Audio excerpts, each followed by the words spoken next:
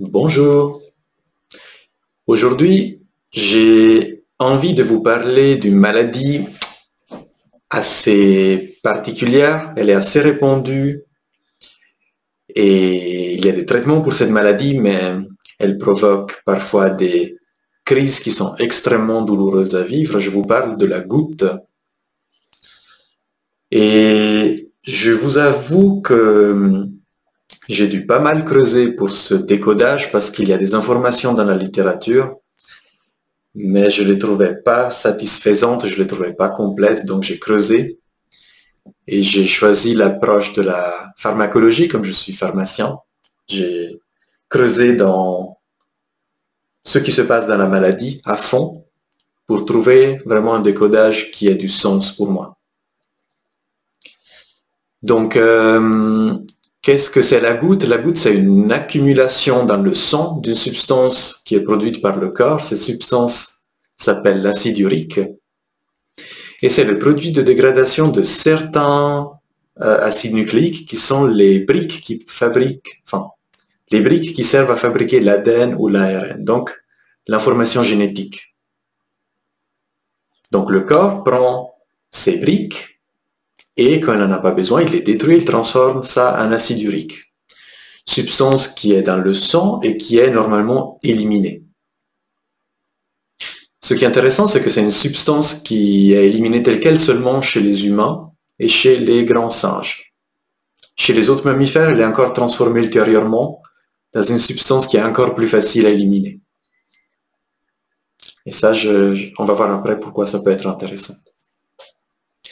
Et voilà, la question est pourquoi les humains gardent cette substance avant de l'éliminer, pourquoi elle ne la transforment pas ultérieurement? Ben, c'est une substance, selon la revue médicale, qui aurait un rôle physiologique pour le maintien de la tension et pour faire fonctionner correctement le système immunitaire.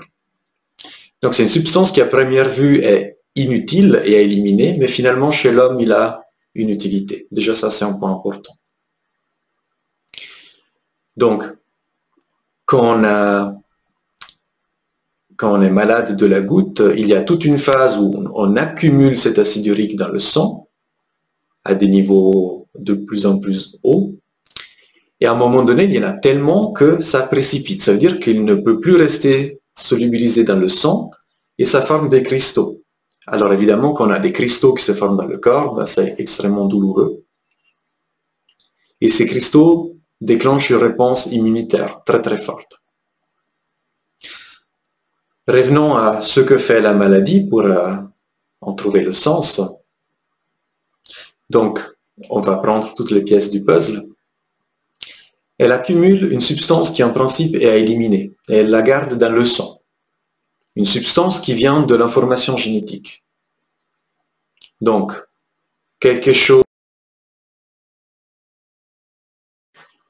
identité ou à notre clan, ça c'est le sang, aux membres de notre clan, ça c'est des cellules, des substances qui contiennent de l'information génétique, ou des parties de nous-mêmes, ça c'est des pièces qui viennent avec ces éléments. Ce sont les reins finalement qui gardent cette substance, donc qu'est-ce qu'il ne faut pas éliminer qui est vital? Le corps garde une substance en excès, même au risque d'en être malade. Enfin, il peut en être malade quand il y a une crise de goutte. Comme s'il ne voulait pas perdre une miette de tout ce qui est là. Il faut tout garder. Il faut le garder dans le clan, dans la famille, en moins. Je parlais de la crise de goutte, donc ce sont des cristaux qui se forment, surtout dans les parties les plus froides du corps. Ça, c'est intéressant. Qu'est-ce qui se joue là où c'est froid? Peut-être une autre pièce du puzzle. Donc des cristaux qui se forment et qui déclenchent une réponse immunitaire, une inflammation extrêmement forte. Et là, je mets une autre pièce du puzzle qui dit, voilà, j'accumule, j'en ai trop, j'accumule au point que ça soit trop, ça précipite, le mot il est aussi important, ça se précipite, ça sort du sang, les cristaux, et ben, la substance n'est plus dans le sang. C'est comme si quelque chose bougeait dans la situation, comme si quelque chose trouvait même partiellement une résolution. Mais du coup, là, il y a des douleurs, c'est douloureux, ça fait mal, c'est insupportable. Donc une situation qui perdure, et quand il y a un début de résolution, ben, c'est là que ça fait mal. Ça sort du sang, ça fait mal. Comme si quand ça sortait du clan, ça faisait mal. Je raisonne en même temps, hein, je mets les pièces en ordre en même temps. Et finalement, cette inflammation, quand le cristal il est là, c'est lié à une réponse immunitaire. Réponse immunitaire qui dit, il y a quelque chose là qui est dangereux pour moi. Donc j'y mets la phrase, quand ça sort du clan, c'est dangereux pour moi. Je dois réagir. Je dois, ouais, c'est ça, je dois attaquer. Je peux pas le laisser passer. Vous voyez, toutes ces pièces donnent un cadre assez précis de quelque chose qui menace de sortir du clan, quelque chose ou quelqu'un, et finalement on veut à tout prix le garder. Inconsciemment, bien sûr, sinon ce ne serait pas le corps qui le traduirait en maladie. Donc la phrase qui est là est « je ne veux pas en perdre une miette ». Et la question que je pose est « de quoi ou de qui ?» Et pourquoi je trouvais intéressant que ce soit une maladie qui peut finalement venir que chez les humains ou les grands singes? Est-ce que chez notre biologie, il y a précisément ce fonctionnement qui dit « dans mon clan, je dois garder. Je ne peux pas laisser partir. » Je pense que ça a du sens en fait. C'est très intéressant. Quel est le traitement de la goutte? Il y a un traitement qui consiste à prendre un médicament qui fait moins monter le taux d'acide urique, donc voilà. Mais ce qui est très intéressant, c'est que le traitement de la crise, c'est un traitement particulier. On prend un extrait d'une plante, la colchique, la substance s'appelle colchicine, c'est un poison. Quelques milligrammes suffisent pour tuer quelqu'un, mais aux doses pharmaceutiques, ça soigne cette maladie. Pourquoi? Ça bloque l'inflammation. Et cette inflammation-là spécifiquement, en agissant sur les cellules du système immunitaire. En fait, je vais aller un peu plus dans le scientifique, dans le technique, mais c'est très intéressant, vous allez voir. La colchicine, c'est ce qu'on appelle un poison de fuseau. C'est quelque chose qui empêche à certaines cellules de se séparer. Les cellules du système immunitaire, pour se multiplier, de double. Cette colchicine empêche cette séparation. Vous voyez, le traitement empêche une séparation.